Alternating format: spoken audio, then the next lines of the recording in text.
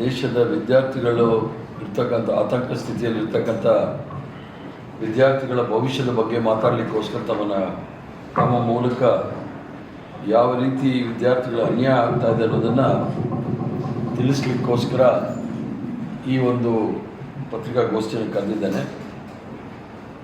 ಮೊನ್ನೆ ತಾನೇ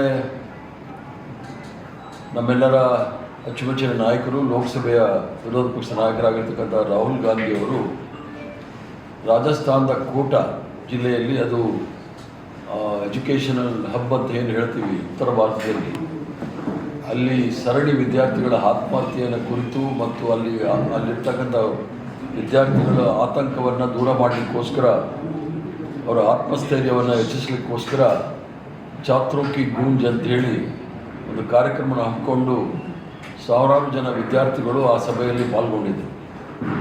ಛಾತ್ರೋ ಕಿ ಗೂಂಜ್ ಹಿಂದಿಯಲ್ಲಿ ಹೇಳಿದ್ರೆ ಕನ್ನಡದಲ್ಲಿ ವಿದ್ಯಾರ್ಥಿಗಳ ಧ್ವನಿ ಅನ್ನೋ ವಿಚಾರದಲ್ಲಿ ಅವರು ಭಾಳ ಸ್ಪಷ್ಟವಾಗಿ ಕೆಲವು ವಿಚಾರಗಳನ್ನು ಹೇಳಿದ್ದಾರೆ.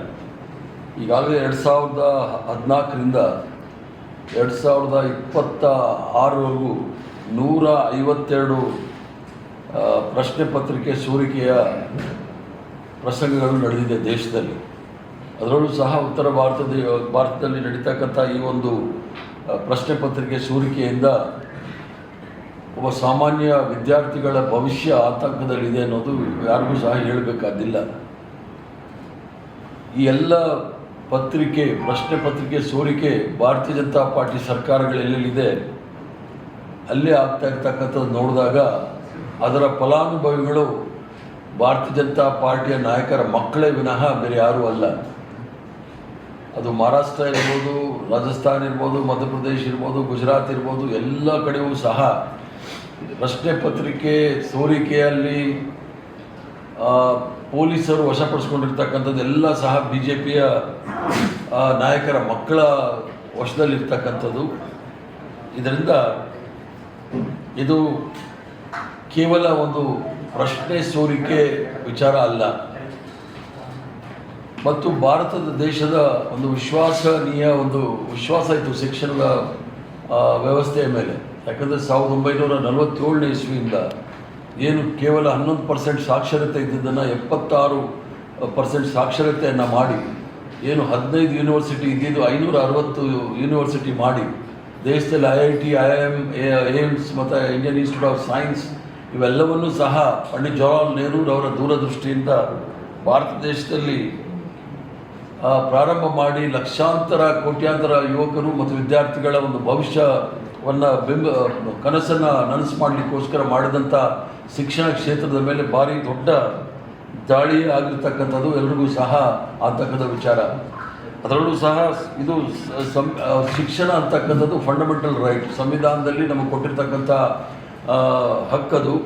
ಅದರಲ್ಲೂ ಸಹ ಸಂಪೂರ್ಣವಾಗಿ ಸರ್ಕಾರ ಧ್ವಂಸ ಮಾಡ್ತಾ ಇರೋದು ನೋಡಿದಾಗ ನಾವು ಯೋಚನೆ ಮಾಡಬೇಕಾಗಿರ್ತಕ್ಕಂಥದ್ದು ನೋಡಬೇಕು. ಇದು ಕೇವಲ ಒಬ್ಬ ವಿದ್ಯಾರ್ಥಿಗಳ ಪ್ರಶ್ನೆ ಸೋರಿಕೆಯಿಂದ ವಿದ್ಯಾರ್ಥಿಗಳ ಭವಿಷ್ಯದ ಮೇಲೆ ಅದು ಪರಿಣಾಮ ಬೀಳ್ತಾ ಇದೆ ಅನ್ನೋದಿಲ್ಲ, ಅವರ ಇಡೀ ಕುಟುಂಬದ ಮೇಲೆ ಪರಿಣಾಮ ಬೀಳುತ್ತೆ. ಒಬ್ಬ ಮಕ್ಕಳನ್ನು ಓದಿಸ್ಲಿಕ್ಕೋಸ್ಕರ ಸಾಲ ಸೋಲ ಮಾಡಿ ಉಪವಾಸ ಇದ್ದು ಮಕ್ಕಳನ್ನ ಓದಿಸಿ ಪರೀಕ್ಷೆ ಸಮಯದಲ್ಲಿ ಅವರೆಲ್ಲ ತಯಾರಾಗಿರೋ ಸಂದರ್ಭದಲ್ಲಿ ಅದು ಪ್ರಶ್ನೆ ಸೋರಿಕೆ ಆಗುವಾಗ ಯಾವ ಸ್ಥಿತಿಯಲ್ಲಿ ಕುಟುಂಬ ಮತ್ತು ವಿದ್ಯಾರ್ಥಿಗಳು ಇರ್ತಾರೆ ಅನ್ನೋದನ್ನು ಸಹ ನಾವು ನೋಡಬೇಕಾಗಿದೆ.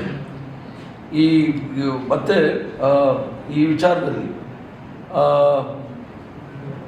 PSI ನೇಮಕದಲ್ಲೂ ಕೂಡ ಕರ್ನಾಟಕ ರಾಜ್ಯದಲ್ಲೇ PSI ನನ್ನ ಮೇಲೂ ಸಹ ಕೇಸ್ ಆಗಿದ್ದು, ಅದು ಮೊನ್ನೆ ಹೈಕೋರ್ಟು ಆ ಕೇಸ್ನ ಸ್ಕ್ವಾಶ್ ಮಾಡಿತು. ಎಲ್ಲಿ ಭಾರತೀಯ ಜನತಾ ಪಾರ್ಟಿ ಸರ್ಕಾರ ಬರುತ್ತೆ ಅಲ್ಲಿ ಪ್ರಶ್ನೆ ಸೋರಿಕೆ ಆಗ್ತಕ್ಕಂಥದ್ದು ನಾವು ನೋಡಿದಾಗ ಇವ್ರಿಗೆ ಪ್ರಶ್ನೆ ಸೋರಿಕೆ ಮತ್ತು BJPಗೆ ಏನು ಸಂಬಂಧ ಅನ್ನೋದು ಭಾಳ ಮುಖ್ಯ. ಈ ಒಂದು ವಿಚಾರದಲ್ಲಿ ಸುಮಾರು 152 ಬಾರಿ ಪ್ರಶ್ನೆ ಪತ್ರಿಕೆ ಸೋರಿಕೆ ಆದಾಗ ವಿದ್ಯಾರ್ಥಿಗಳ ಮೇಲೆ ಯಾವ ರೀತಿ ಅವರ ಆತ್ಮವಿಶ್ವಾಸವನ್ನು ಕಳ್ಕೊಂಡಿದ್ದಾರೆ ಅನ್ನೋದು ನೋಡಿದಾಗ ಯಾರೂ ಸಹ ಊಹೆ ಮಾಡಲಿಕ್ಕಾಗಲ್ಲ. ಅದರ ಮೇಲೆ ಗಾಯದ ಮೇಲೆ ಉಪ್ಪು ಹಾಕೋ ರೀತಿಯಲ್ಲಿ ಇವರು ಪರೀಕ್ಷೆ ಪೇ ಚರ್ಚಾ ಅಂಥೇಳಿ, ಪ್ರಧಾನಮಂತ್ರಿಗಳು ಪರೀಕ್ಷೆ ಪೇ ಚರ್ಚಾ ಅಂಥೇಳಿ, ಚಾಯ್ ಪೇ ಚರ್ಚಾ ಆಯಿತು, ದೇಶವನ್ನು ಅಧೋಗತಿಗೆ ತಂದಿದ್ದಾರೆ. ಪರೀಕ್ಷೆ ಪೇ ಚರ್ಚಾ ಅಂಥೇಳಿ ಒಂದು ಡಿಗ್ರಿ ಮಾಡಿಲ್ಲ, ಫೇಕ್ ಸರ್ಟಿಫಿಕೇಟ್ ಡಿಗ್ರಿ ಸರ್ಟಿಫಿಕೇಟ್ ಇಟ್ಕೊಂಡು ಪರೀಕ್ಷಾ ಪೇ ಚರ್ಚಾ ಅಂಥೇಳಿ ಮಕ್ಕಳ ಮೇಲೆ ಯಾವ ರೀತಿ ಪರಿಣಾಮ ಬೀಳ್ತಾ ಇರೋದನ್ನು ಸಹ ನೋಡ್ತಾ ಇಲ್ಲ. ಭಾರತ ದೇಶ ಒಂದು ಭವಿಷ್ಯ ಒಂಥರ ಅಪಾಯದಲ್ಲಿದೆ. ಯಾಕಂದರೆ ಮಕ್ಕಳ ಭವಿಷ್ಯ ಉಜ್ವಲವಾದರೆ ಮಾತ್ರ ಭಾರತ ದೇಶದ ಭವಿಷ್ಯವೂ ಸಹ ಉಜ್ವಲವಾಗುತ್ತೆ ಅನ್ನೋದು ನಾನು ಹೇಳಲಿಕ್ಕೆ ಇಚ್ಛೆ ಬಿಡ್ತೇನೆ.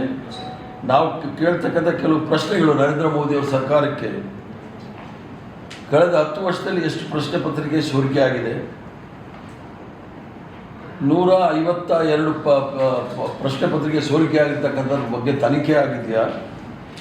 ತನಿಖೆ ಆದ ನಂತರ ಆ ವರದಿ ಪ್ರಕಾರ ಎಷ್ಟು ಜನಗಳ ಮೇಲೆ ಕ್ರಮವನ್ನು ತೆಗೆದುಕೊಂಡಿದ್ದೀರಿ, ಶಿಕ್ಷೆ ಆಗಿದೆ? ಎಷ್ಟು ಜನ ಸಂಚಿಕೋರರು ಜೈಲಿಗೆ ಹೋಗಿದ್ದಾರೆ? ಅದು ಆದ್ರೂ ಸಹ ಪದೇ ಪದೇ ಯಾವ ರೀತಿ ಈ ಘಟನೆ ಯಾಕೆ ನಡೀತಾ ಇದೆ ಅನ್ನೋದನ್ನು ಪ್ರಧಾನಮಂತ್ರಿಗಳು ಹೇಳಬೇಕಾಗತ್ತೆ. ಈ ಪ್ರಶ್ನೆ ಸೋರಿಕೆ ಮಾಡ್ತಕ್ಕಂಥ ಘಟಾನುಘಟಿಗಳಿಗೆ ರಕ್ಷಣೆ ಯಾರು ಕೊಡ್ತಾ ಇದ್ದಾರೆ ಅನ್ನೋದನ್ನು ಸಹ ಪ್ರಧಾನಮಂತ್ರಿಗಳು ಹೇಳಬೇಕಾಗತ್ತೆ. ಶಿಕ್ಷಣ ಸಚಿವರಿಗೆ ನೇರವಾದ ಪ್ರಶ್ನೆ ಏನು ಅಂದರೆ, ಸಂಪೂರ್ಣ ಶಿಕ್ಷಣ ವ್ಯವಸ್ಥೆ ದೇಶದಲ್ಲಿ ಕುಸಿತಾ ಇರೋ ಸಂದರ್ಭದಲ್ಲಿ ಇವ್ರಿಗೇನಾದರೂ ಜ್ಞಾನ ಇದೆಯಾ, ಅದರ ಅರಿವಿದೆಯಾ ಅನ್ನೋದನ್ನು ಕೇಳಲಿಕ್ಕೆ ಇಚ್ಛೆ ಬಿಡ್ತಾನೆ. ಈ ಶಿಕ್ಷಣ ಪ್ರಶ್ನೆ ಸೋರಿಕೆ ಶಿಕ್ಷಣ ಇಲಾಖೆಯ ವಿಚಾರವ ಅಥವಾ ಈ ಒಂದು ವೈಯಕ್ತಿಕವಾದ ವಿಚಾರ ಅನ್ನೋದು ಗೊತ್ತಾಗ್ತಾ ಇಲ್ಲ. ಶಿಕ್ಷಣ ಸಚಿವರು ಯಾಕೆ ವಿದ್ಯಾರ್ಥಿಗಳ ಜೊತೆ ಬಂದು ಮಾತಾಡ್ತಾ ಇಲ್ಲ? ಇವೆಲ್ಲವೂ ಸಹ ನೋಡಿದಾಗ ಇವರು ನೈತಿಕ ಹೊಣೆ ಹೊತ್ತು ಶಿಕ್ಷಣ ಸಚಿವರು ರಾಜೀನಾಮೆ ಕೊಡೋದು ಒಳ್ಳೆಯದು ಅಂತೇಳಿ ನನಗೆ ಅನಿಸುತ್ತೆ. ನಾವಾದರೂ ಹೇಳೋದಿಷ್ಟೇ, ಒಂದು ಗಂಭೀರವಾದ ತನಿಖೆ ನಡೀಬೇಕಾಗಿದೆ ಈ ಒಂದು ಪ್ರಶ್ನೆ ಪತ್ರಿಕೆ ಸೋರಿಕೆಯಲ್ಲಿ. ದೇಶದಲ್ಲಿ ನಡೆದಿರೋ ಎಲ್ಲ ಪ್ರಶ್ನೆ ಪತ್ರಿಕೆ ಸೋರಿಕೆ ಪ್ರಕರಣಗಳ ಬಗ್ಗೆ ಸುಪ್ರೀಂ ಕೋರ್ಟ್ ನಿವೃತ್ತ ನ್ಯಾಯಮೂರ್ತಿಗಳ ನೇತೃತ್ವದಲ್ಲಿ ಸ್ವತಂತ್ರ ರಾಷ್ಟ್ರೀಯ ತನಿಖೆ ನಡೆಯಬೇಕು. ಯಾವ ರಾಜಕೀಯ ಪ್ರಭಾವವೂ ಇರಬಾರದು. ತಪ್ಪಿತಸ್ಥರಿಗೆ ಶಿಕ್ಷೆ ಆಗಬೇಕೆಂಬುದು ನಮ್ಮ ಮೂಲಕ ಒತ್ತಾಯಿಸ್ತಾ ಇದ್ದೇನೆ. ಕಾಂಗ್ರೆಸ್ ಪಕ್ಷದ ಹೋರಾಟ ಯಾವುದೇ ಒಂದು ಪರೀಕ್ಷೆಗಾಗಿ ಅಲ್ಲ, ಕೋಟ್ಯಾಂತರ ವಿದ್ಯಾರ್ಥಿಗಳ ಭವಿಷ್ಯಕ್ಕಾಗಿ ನಾವು ಮಾಡ್ತಕ್ಕಂಥದ್ದು. ಯಾಕಂದರೆ ನಮ್ಮೆಲ್ಲರ ಅಚ್ಚುಮೆಚ್ಚಿನ ನಾಯಕಿ ಸೋನಿಯಾ ಗಾಂಧಿಯವರು ಸಹ 2004ರಲ್ಲಿ ಪ್ರಧಾನಮಂತ್ರಿ ಆದಾಗ ಸರ್ವ ಶಿಕ್ಷಾ ಅಭಿಯಾನವನ್ನು ತಂದು ಇದು ಕಾರ್ಯಕ್ರಮ ಅಲ್ಲ, ಕಾನೂನು ಮಾಡಿದ್ರು. ಮಕ್ಕಳಿಗೆ 1ನೇ ಕ್ಲಾಸಿಂದ 12ನೇ ತರಗತಿವರೆಗೂ ಸಹ ಉಚಿತ ಶಿಕ್ಷಣ, ಅದು ಫಂಡಮೆಂಟಲ್ ರೈಟ್ ಅಂತೇಳಿ ತೋರಿಸ್ಕೊಟ್ಟವರು. ಆದ್ದರಿಂದ ನಮ್ಮದು ಇಷ್ಟೇ ಸರ್ಕಾರಕ್ಕೆ ಹೇಳೋದು, ವಿದ್ಯಾರ್ಥಿಗಳ ಭವಿಷ್ಯದ ಜೊತೆ ಆಟ ಆಡಬೇಡಿ, ಚೆಲ್ಲಾಡಬೇಡಿ. ಅವರಿಗೆ ಒಂದು ನಿರ್ದಿಷ್ಟವಾದ ಒಂದು ಭರವಸೆಯನ್ನು ಕೊಟ್ಟು ಅವರ ಭವಿಷ್ಯವನ್ನು ಯಾವ ರೀತಿ ಮುಂದೆ ನೋಡಬೇಕು ಅನ್ನೋದನ್ನು ತಾವು ಕೊಡಬೇಕಾಗತ್ತೆ. ಈ ದೇಶದ ಭವಿಷ್ಯ ಯಾವುದಾದ್ರೂ ಗಡಿ ಭಾಗದಲ್ಲಿ, ಪಾಕಿಸ್ತಾನ ಬಾಂಗ್ಲಾದೇಶ ಗಡಿ ಭಾಗದಿಂದ ನಿರ್ಧಾರ ಆಗೋದಿಲ್ಲ.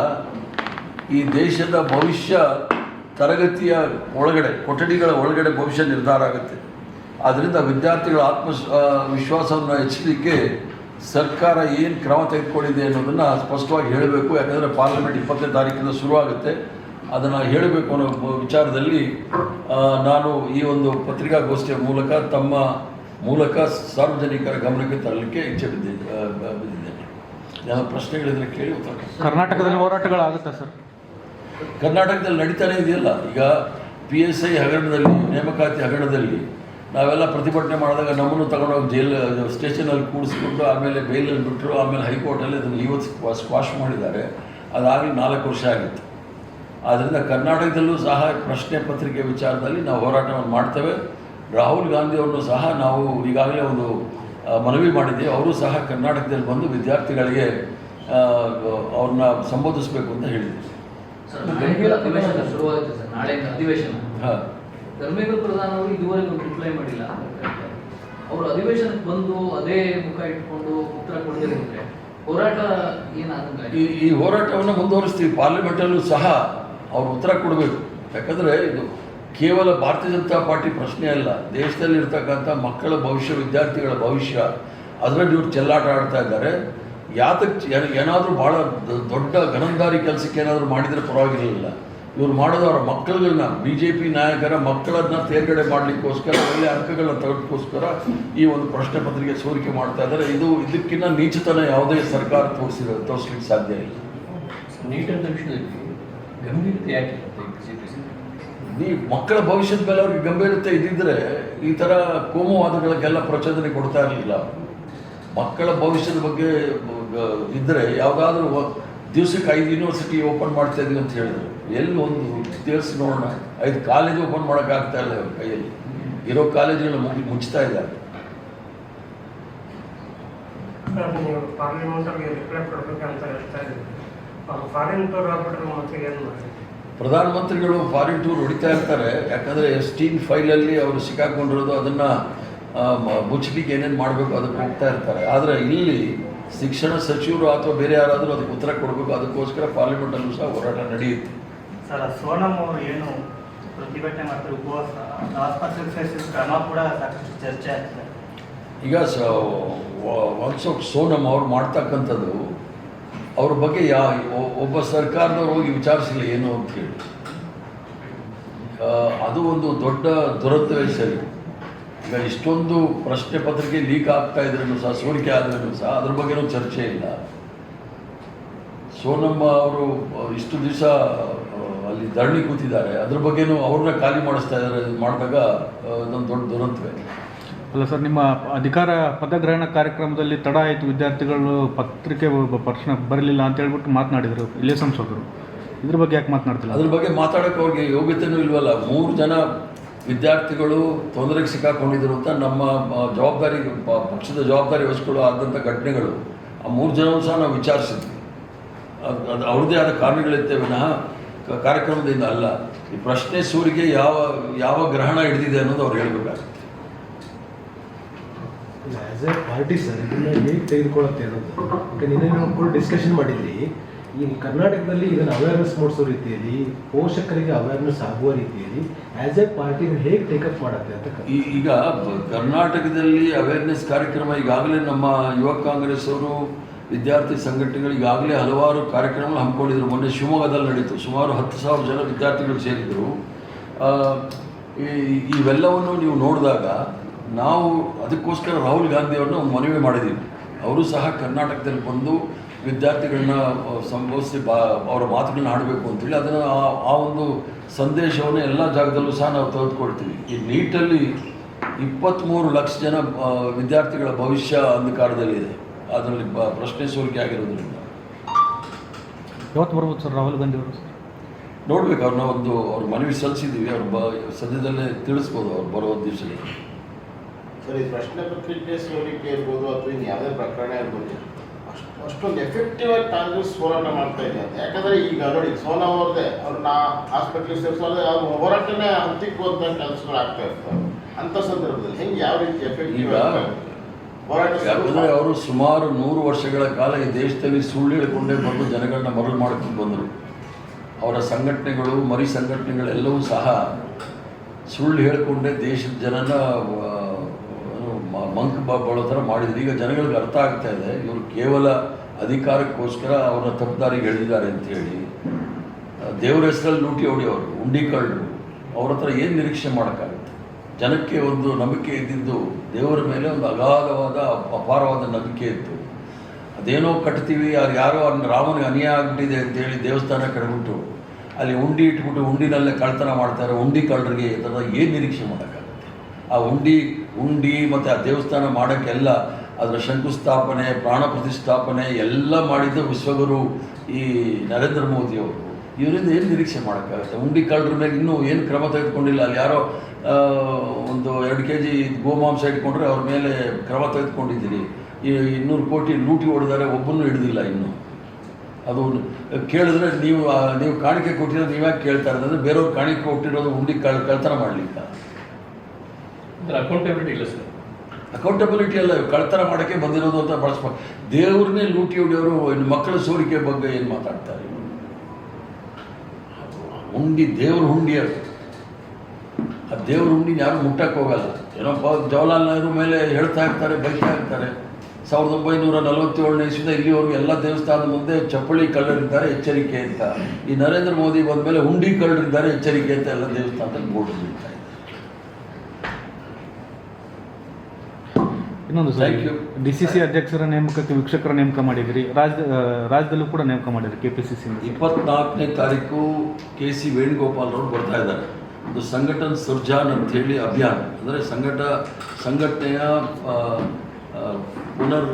ಪುನರ್ ಸಂಘಟನೆಗೋಸ್ಕರ ಮಾಡ್ತಕ್ಕಂಥ ಅಭಿಯಾನವನ್ನು ಇಡೀ ದೇಶದಲ್ಲಿ ಪ್ರಾರಂಭ ಮಾಡಿದ್ವಿ. ಈಗ 11 ರಾಜ್ಯಗಳು ಉಳಿದಿತ್ತು. ಅದು ದಕ್ಷಿಣ ಭಾರತದಲ್ಲಿ ಕರ್ನಾಟಕ ಒಂದು ಉಳಿದಿತ್ತು. ಅದನ್ನು 20ನೇ ತಾರೀಕು ಬಂದು KC ವೇಣುಗೋಪಾಲ್ರವರು ಇದೇ ಭಾರತ್ ಜೋಡೋದಲ್ಲಿ ಅದನ್ನು ಪ್ರಾರಂಭ ಮಾಡ್ತಾರೆ, ಉದ್ಘಾಟನೆ ಮಾಡಿ ಸುಮಾರು 170 ಜನ ವೀಕ್ಷಕರಿದ್ದಾರೆ. ಅಂದರೆ ಕೇಂದ್ರದಿಂದ 40 ಜನ ವೀಕ್ಷಕರು, ರಾಜ್ಯದಿಂದ 120 ಪ್ರದೇಶ ಕಾಂಗ್ರೆಸ್ ಕಮಿಟಿಯಿಂದ ವೀಕ್ಷಕರಿದ್ದಾರೆ. ಎಲ್ಲ ಜಿಲ್ಲೆಗಳಿಗೂ ಸಹ ಕನಿಷ್ಠ 7 ದಿನ ಇದ್ದು ಎಲ್ಲ ಬ್ಲಾಕ್ಗಳಿಗೂ ಸಹ ಭೇಟಿ ಕೊಟ್ಟು ಯಾರನ್ನ ಅಧ್ಯಕ್ಷರು ಮಾಡಿದ್ರೆ ಒಳ್ಳೆಯದಾಗುತ್ತೆ ಜಿಲ್ಲೆಗೆ, ಅಥವಾ ಯಾವ ಅಧ್ಯಕ್ಷರನ್ನ ಉಳಿಸ್ಕೋಬೇಕಾದ್ರೆ ಯಾಕೆ ಉಳಿಸ್ಕೊಳ್ಬೇಕು ಅನ್ನೋ ವಿಚಾರವನ್ನು ಹೈಕಮಾಂಡ್ ಗಮನಕ್ಕೆ ತಂದು ಹೈಕಮಾಂಡ್ ಅವರು ಜಿಲ್ಲೆಯನ್ನು ಇದು ಮೊಟ್ಟ ಮೊದಲನೇ ಬಾರಿಗೆ ಸಂಘಟನೆ, ಯಾಕಂದರೆ 2024 ಬೆಳಗಾಮಲ್ಲಿ ವರ್ಕಿಂಗ್ ಕಮಿಟಿ ತೀರ್ಮಾನ ತೆಗೆದುಕೊಂಡಿರ್ತಕ್ಕಂಥದ್ದು 2025 ಸಂಪೂರ್ಣವಾಗಿ ಸಂಘಟನೆನ ಪುನರ್ರಚಿಸೋಸ್ಕರ ಇಡಬೇಕು ಅಂತೇಳಿ ಅದು 1.5 ವರ್ಷ ಆಗೋಯ್ತು. ಇದು ಕಡೆಯ ಹಂತದಲ್ಲಿದೆ. ಆದ್ದರಿಂದ ಪ್ರತಿಯೊಬ್ಬರೂ ಸಹ ಜಿಲ್ಲೆಗೆ ಹೋಗಿ 7 ದಿವಸ ಇದ್ದು ಆ ಜಿಲ್ಲೆಯಲ್ಲಿ ನಾವು ಏನು ಮಾಡಬೇಕು ಅನ್ನೋ ವಿಚಾರವನ್ನು ನಮಗೆ ತಿಳಿಸ್ತಾರೆ. ಆ ನಂತರ ಕ್ರಮವನ್ನು ತೆಗೆದುಕೊಂಡು ಬೇಕಾದರೆ ಹೊಸ ಅಧ್ಯಕ್ಷರು ನಾವು ಮಾಡ್ಬೋದು, ಇರೋ ಅಧ್ಯಕ್ಷರು ಸಹ ನಾವು ಕಂಟಿನ್ಯೂ ಮಾಡ್ಬೋದು. 2 ಥರದ ಇದು ಕೂಡ ನಮ್ಮ ಮುಂದೆ ಇದೆ. ಉಪಾಧ್ಯಕ್ಷರು ಮತ್ತು ಕಾರ್ಯದರ್ಶಿಗಳದ್ದು ಏನಾದ್ರು ಬದಲಾವಣೆ ಇದೆ KPCC? ಅದೆಲ್ಲ ಹೊಸದಾಗಿ ಮಾಡಬೇಕಲ್ಲ. ಈಗ ಹಿಂದಿನ ಅಧ್ಯಕ್ಷರು ರಾಜೀನಾಮೆ ಕೊಟ್ಟಿರೋದರಿಂದ ಸಮಿತಿ ಇದಾಗಿದೆ. ಮುಂದೆ ಬರೋವರೆಗೂ ಅವರೇ ಕಂಟಿನ್ಯೂ ಆಗ್ತಾರೆ. ಮುಂದೆ ಸಮಿತಿ ನೀವು ಅದನ್ನು ಮುಖ್ಯಮಂತ್ರಿಗಳನ್ನ ಕೇಳಿದ್ರೆ ಅವ್ರು ಹೇಳ್ತಾರೆ. ಸರ್ ದೆಹಲಿಗೆ ತಾವು ಹೋಗಿದ್ರಿ ಸರ್? ನಾವು ಹೋಗ್ತೀವಿ, ನಮ್ಮ ಅಭಿಪ್ರಾಯ ಹೇಳಕ್ಕೆ ಹೋಗ್ತೀವಿ. ಕ್ಯಾಬಿನೆಟ್ ರಚನೆ ಮಾಡೋದು ಮುಖ್ಯಮಂತ್ರಿ. ಅದೊಂದು ದೊಡ್ಡ ಷಡ್ಯಂತ್ರ ಮಾಡ್ತಾ ಇದ್ದಾರೆ. ನಾನು ಸಂಪುಟ ಸೇರ್ತೀನಿ ಅಂತ ಈಗಲಿಲ್ಲ, 3 ವರ್ಷದಿಂದ ಮಾಡ್ತಾ ಇದ್ದಾರೆ. ಆ ಷಡ್ಯಂತ್ರ ಯಶಸ್ವಿ ಆಗೋದಿಲ್ಲ, ಅವ್ರು ತಿರ್ಗಾ ಫೇಲ್ ಆಗ್ತಾರೆ. ಅಲ್ಲ, ಸೇರಬಾರ್ದು ಅಂತ ಷಡ್ಯಂತ್ರ ಮಾಡ್ತಾರೆ. ಅಲ್ಲಲ್ಲ, ರಾಜಕೀಯವಾಗಿ ಮುಗಿಸ್ಲಿಕ್ಕೋಸ್ಕರ ಈ ಷಡ್ಯಂತ್ರವನ್ನು ಮಾಡ್ತಾರೆ. ನಾನು ಪಕ್ಷದ ವ್ಯಕ್ತಿ, ಪಕ್ಷದಲ್ಲಿ 50 ವರ್ಷ ಕೆಲಸ ಮಾಡಿ ಯಾವ ಅಧಿಕಾರ ನೀಡಲಿಕ್ಕೋಸ್ಕರ ಅಲ್ಲ, ಪಕ್ಷವನ್ನು ಅಧಿಕಾರಕ್ಕೆ ತರಲಿಕ್ಕೆ ನಾವು ಬಂದಿರತಕ್ಕಂಥವ್ರು. ಆದ್ದರಿಂದ ದೊಡ್ಡ ಷಡ್ಯಂತ್ರ ಅದು ಯಶಸ್ವಿ ಆಗೋದಿಲ್ಲ. ಸಂಪುಟದ ಯಾಕೆಂದ್ರೆ ಸಂಪುಟ ಮತ್ತು ಪಕ್ಷ ಇದು ಸರ್ಕಾರ ಮತ್ತು ಪಕ್ಷದ ಹೊಂದಾಣಿಕೆ ಬೇಕು, ಸಮನ್ವಯತೆ ಬೇಕು. ನೀವು ಯಾವ ತೀರ್ಮಾನ ಸರ್ಕಾರ ಮಾಡೋದು ತೆಗೆದುಕೊಳ್ತಾರೋ ಅದರ ಇಂಪ್ಯಾಕ್ಟು ಪಾರ್ಟಿ ಮೇಲೆ ಕೂಡ ಆಗುತ್ತೆ. ಹಾಗಾಗಿ ಈ ಸಚಿವ ಸಂಪುಟ ರಚನೆ ಸಂದರ್ಭದಲ್ಲಿ ಆಸ್ ಎ ಪಾರ್ಟಿ ಪ್ರೆಸಿಡೆಂಟ್ ತಾವೇನು ಅಡ್ವೈಸ್ ಮಾಡಿದ್ರಿ, ಯಾವಾಗ ಆಗುತ್ತೆ, ಯಾವ ಸೂತ್ರದಲ್ಲಿ ಆಗಬೇಕು ಅಂತ ಹೇಳಿ. ಈಗ 140 ಜನ ಶಾಸಕರಿದ್ದಾರೆ, 40 ಜನ ವಿಧಾನ ಪರಿಷತ್ ಶಾಸಕರಿದ್ದಾರೆ. ಯಾರನ್ನ ಆಯ್ಕೆ ಮಾಡಬೇಕಾಗಿರ್ತಕ್ಕಂಥದ್ದು ಅದು ಮುಖ್ಯಮಂತ್ರಿಗಳ ಪ್ರೆರೋಗೇಟಿವ್. ಅವರು ಸರ್ಕಾರ ನಡೆಸ್ತಕ್ಕಂಥದ್ದು. ಅದು ಪಕ್ಷ ಸಂಪೂರ್ಣವಾಗಿ ಅವರಿಗೆ ಸಹಕಾರವನ್ನು ಕೊಡುತ್ತೆ. ಕಾರ್ಯಕ್ರಮಗಳು ಬರುತ್ತೆ ನೋಡಿ, ಕಾರ್ಯಕ್ರಮಗಳಿಗೆ ನಮಗೆ ಸಮನ್ವಯ ಇರಬೇಕು. ಸರ್ಕಾರಕ್ಕೂ ಪಕ್ಷಕ್ಕೂ ಸಮನ್ವಯ ಇರಬೇಕು ಅನ್ನೋದಿದ್ದರೆ ನಮ್ಮ ಪಕ್ಷದ ಕಾರ್ಯಕ್ರಮವನ್ನು ಅನುಷ್ಠಾನಕ್ಕೆ ತರಬೇಕು. ಅದಕ್ಕೋಸ್ಕರ ನಮಗೆ ಸಮನ್ವಯ ಬೇಕು. ಆ ಸಮನ್ವಯ ಇದೆ. ಅಲ್ಲ, 28 ಚುನಾವಣೆ ದೃಷ್ಟಿಯಿಂದ ಏನಾದರೂ 28 ಕೇವಲ ಅದು ಸೆಮಿಫೈನಲ್. ನಮಗೆ 29 ಭಾಳ ಮುಖ್ಯ. ಈ ಬಾರಿ ನಮ್ಮೆಲ್ಲರ ಅಚ್ಚುಮೆಚ್ಚಿನ ನಾಯಕ ರಾಹುಲ್ ಗಾಂಧಿಯನ್ನು ಪ್ರಧಾನಮಂತ್ರಿ ಮಾಡಬೇಕು. ಅದಕ್ಕೋಸ್ಕರ ಎಲ್ಲರೂ ಸಹ ಕಾರ್ಯಪ್ರವೃತ್ತರಾಗಬೇಕು. ಇದಂದರೆ ನೀವು ಸಂಪುಟ ರಚನೆ ಸಂದರ್ಭದಲ್ಲಿ ಬರೀ ಜಾತಿ ನೋಡಿದಾಗ ಜಾತಿ ಒಳಗೆ ಇರ್ತಕ್ಕಂಥ ಅಪ್ಪರ್ ಕಾಸ್ಟ್ ಅವರಿಗೆ ಅವಕಾಶ ಜಾಸ್ತಿ ಆಗುತ್ತೆ, ಆದರೆ ಕೆಳಗಡೆ ಇರ್ತಕ್ಕಂಥವ್ರಿಗೆ ಯಾರಿಗೂ ಅವಕಾಶ ಆಗಿಲ್ಲ ಅಂತ ನಾವು ಜಾತಿ ನೋಡೋದಿಲ್ಲ.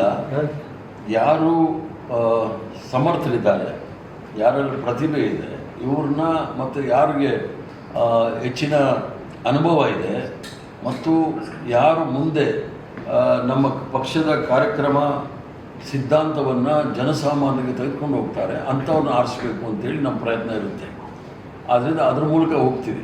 ಆದರೆ ಇನ್ನೊಂದು ದಿವಸ ಮಾತಾಡೋಣ. ಇವತ್ತು ನೀಟ್ ಇರಲಿ, ಇನ್ನೊಂದು ದಿನ ಮಾತಾಡೋಣ. ಇನ್ನೊಂದು ಸರ್, ಬಿಡದಿ ಪಾದಯಾತ್ರೆಗೆ JDS ಮತ್ತು BJP ಹೋರಾಟ ತಯಾರಿ ಮಾಡ್ಕೊಂಡಿದ್ದಾರೆ.